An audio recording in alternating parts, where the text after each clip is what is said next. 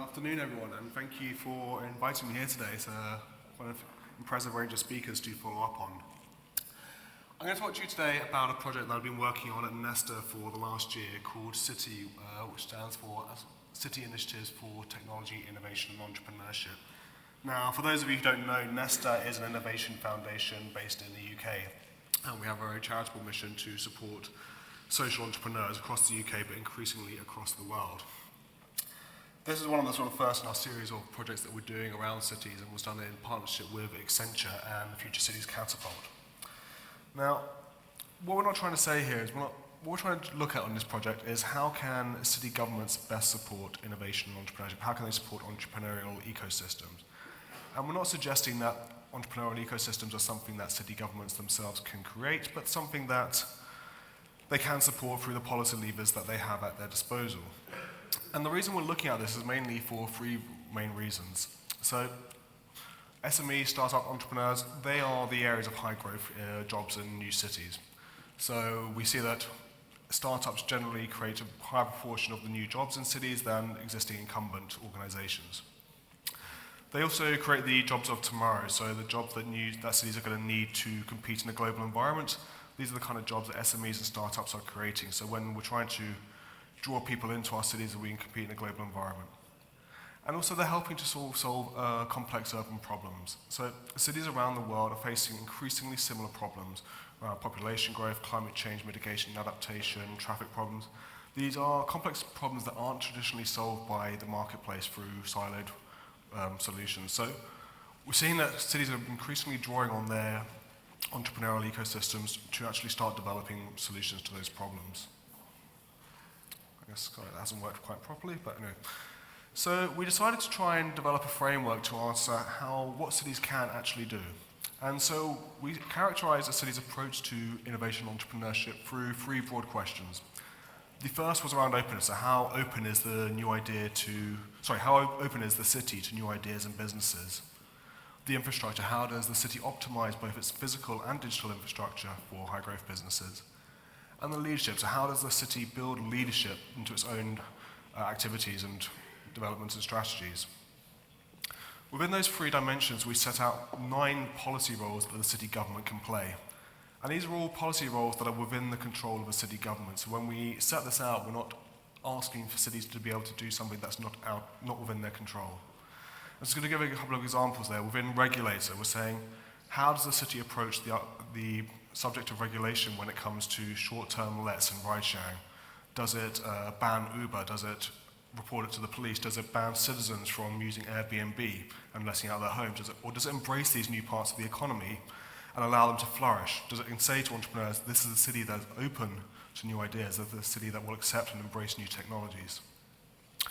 In leadership, in strategists, we looked at, does the city have a chief innovation officer or chief digital officer? Is there someone at the C-suite level who can ensure that innovation stays at the top of the agenda? Is there a dedicated innovation team or a smart city team or something like this? Is there a dedicated strategy in place? So we're looking for evidence that the city is taking a leadership role in promoting innovation and entrepreneurship, not just within the private sphere, but also within its own activities in how it approaches governance.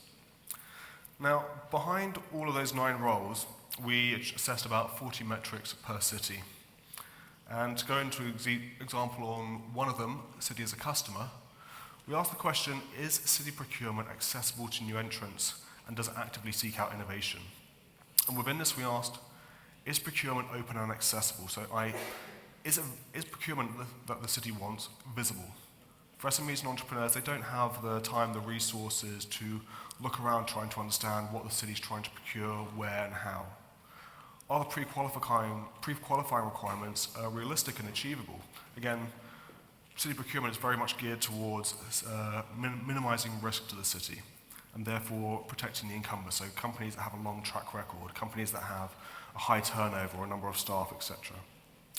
And do the cities define targets for spends on new businesses? Do they actually say we're going to try and gear 5 or 10% of our procurement spend towards innovative solutions?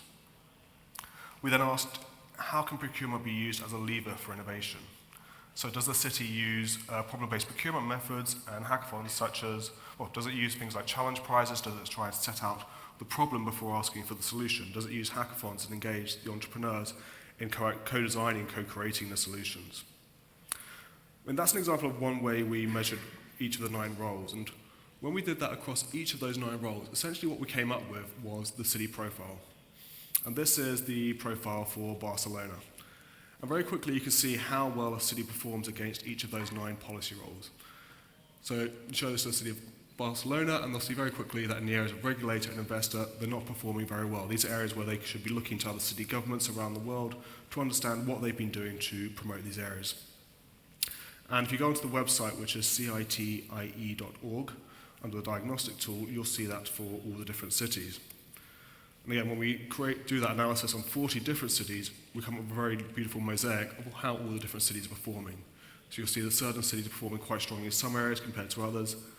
And what this enables us to do is to create a framework that highlights the relative strengths and weaknesses of cities. We didn't want to create another index whereby we pitted cities against each other. We wanted to highlight where they were doing well, where they had areas for improvement, and who they could be looking to and who they should be speaking to understand how to improve their performance.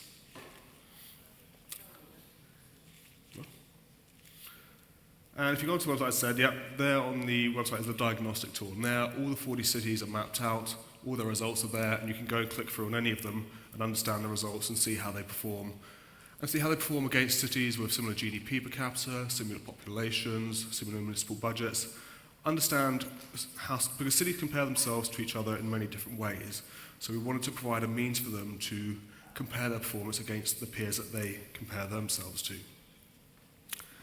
So I want to talk now quickly about a few different examples of some of the sort of best practice examples we've seen from around the world in some of those different 9 roles. So I'll skip that slide actually. So Amsterdam is a city that's been leading in the role of city as a strategist. It's got a very strong digital innovation team. It's got a chief technology officer in place, and they've been very good in developing their smart city strategy, which I think is now in its 2nd iteration.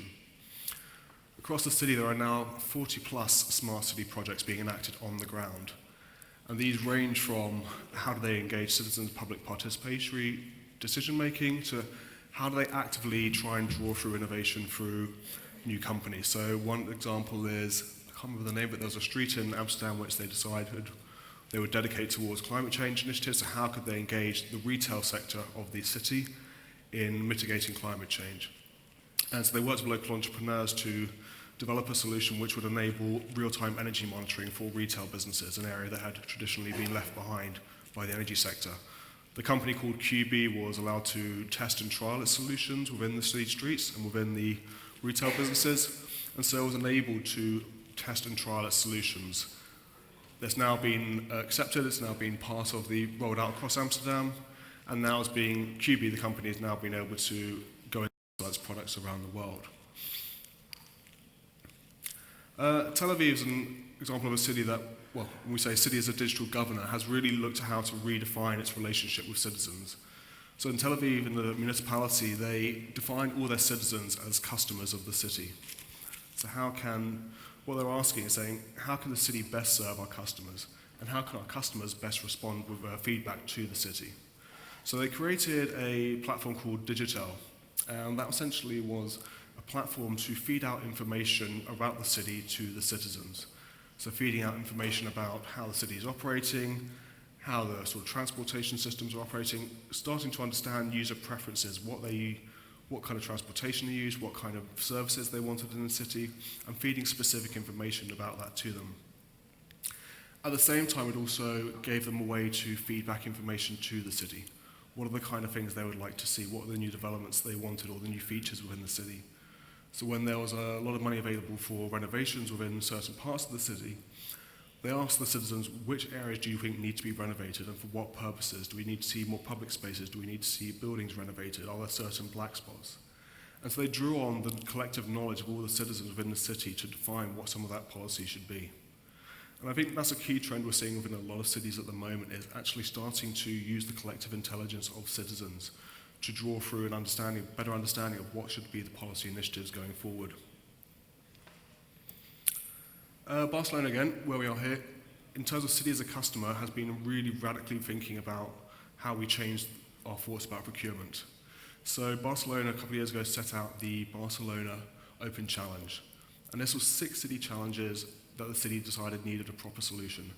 And these ranged from managing traffic management within the city to reducing bicycle thefts across the city. I mean, if you go to their website and you look at the 6 challenges, they're very generic to a lot of different cities. They could be applied across everywhere. But they're solutions that aren't necessarily easy to find a solution within the marketplace. So they put this out to the entrepreneurs within the city, and they did 5 different things. One was they streamlined the procurement process.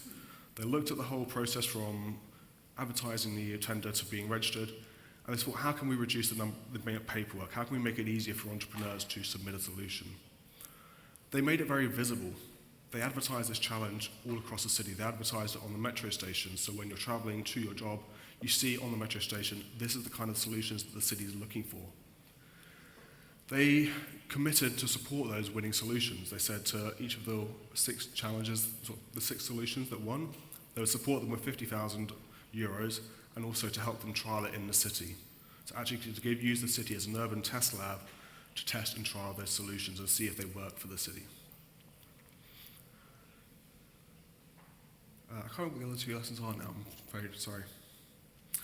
Skipping to the next one. So London is a city that's, as a data vault, has been looking to how to generate a lot of value from open data. So now in its second incarnation, the London Data Store has, I think, over 600 data sets about the city. This goes beyond transportation. It's looking at culture and heritage, it's looking at health, it's looking at environmental data, it's looking at location data, crime data, waste, everything. And this comes from the Greater London Authority, but also now increasingly from the 32 London boroughs that make up the city. So typically, well, London is quite typical of many cities in that there's one municipality, but the city area, as the citizens understand it, it's actually a range of municipalities and boroughs. So what they're working to do is to create a data store that carries all the data from all those boroughs together, and to make that open and available under a license to all entrepreneurs and startups. So a great example of one of the solutions that's come out of this, I think you have it here in Barcelona, it's an application called City Mapper, which takes the transport data from London under an API and generates it into a product which provides real-time journey data for citizens.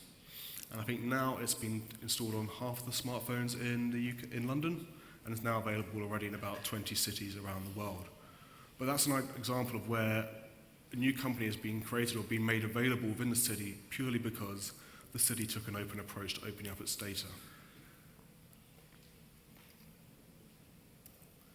And the last example I want to touch on is Helsinki. Now, Helsinki has been looking to redefine mobility, and they have a strategy that by 2025, it will be, well, you will not need to own a car. That's the idea.